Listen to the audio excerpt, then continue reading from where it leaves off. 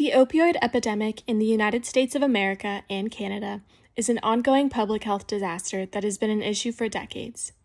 Over 500,000 people have died from an opioid overdose, but even more than that have been affected by the crisis.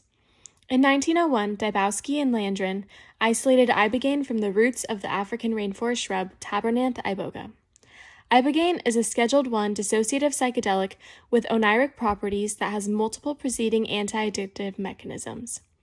The indigenous people of Western Africa ingested iboga as a remedy for fatigue, hunger, and thirst, and also used the plant as a sacrament in religious ceremonies. Ibogaine remains illegal in the United States for treatment purposes, but treatment clinics have been established in other countries.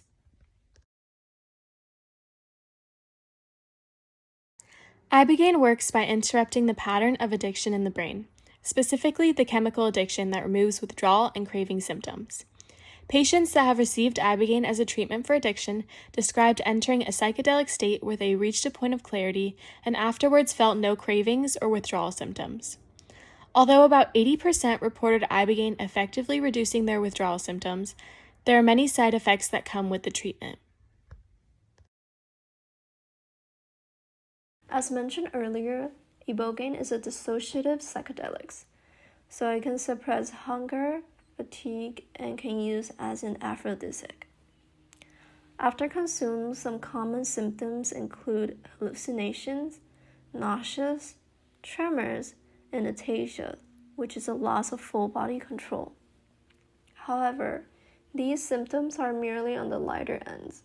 For other side effects when consumed in high dosage includes cardiac arrhythmias, also known as irregular heartbeat, seizures, low blood pressure, anxiety, pulmonary aspiration or trouble breathing, coma, and even death. With all those common symptoms and serious side effects, it is still common in the West Africa region to consume recreationally to facilitate spiritual exploration and psychological introspect.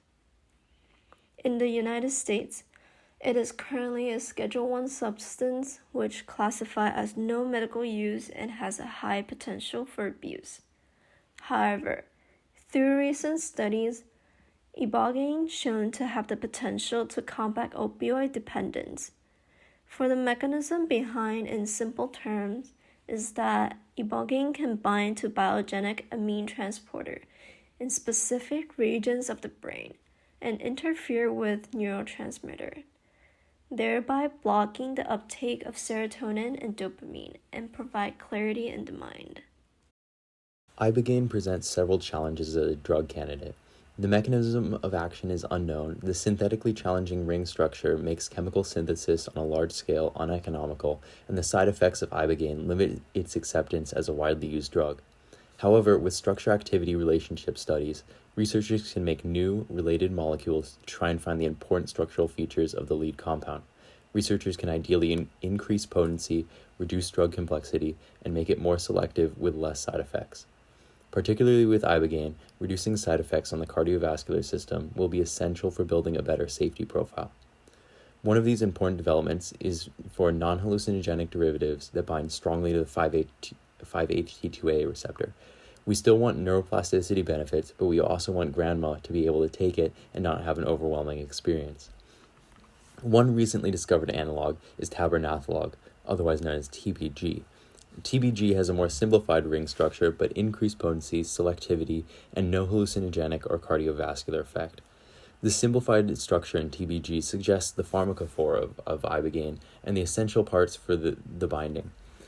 The indole ring, a methoxy group preferably in the 6th position, the tetrahydroazepine ring, and a tertiary nitrogen.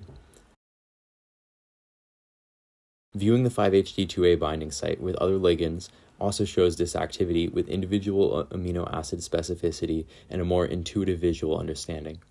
For example, a potent 5-HT2A agonist, LSD, binds to a hydrophobic pocket containing phenylalanine, leucine, valine, and tryptophan residues with the indole ring, as well as another hydrophobic pocket with its diethylamine, and an aspartate and a serine residue for its secondary amine and indole nitrogen correspondingly.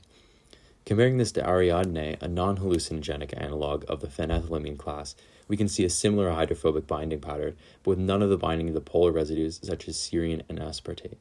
This suggests that through careful structure design choice by size and polarity, the hallucinogenic effects of the ibogaine structure can be modified to produce a 5-HT2A agonist with an effect better for clinical settings.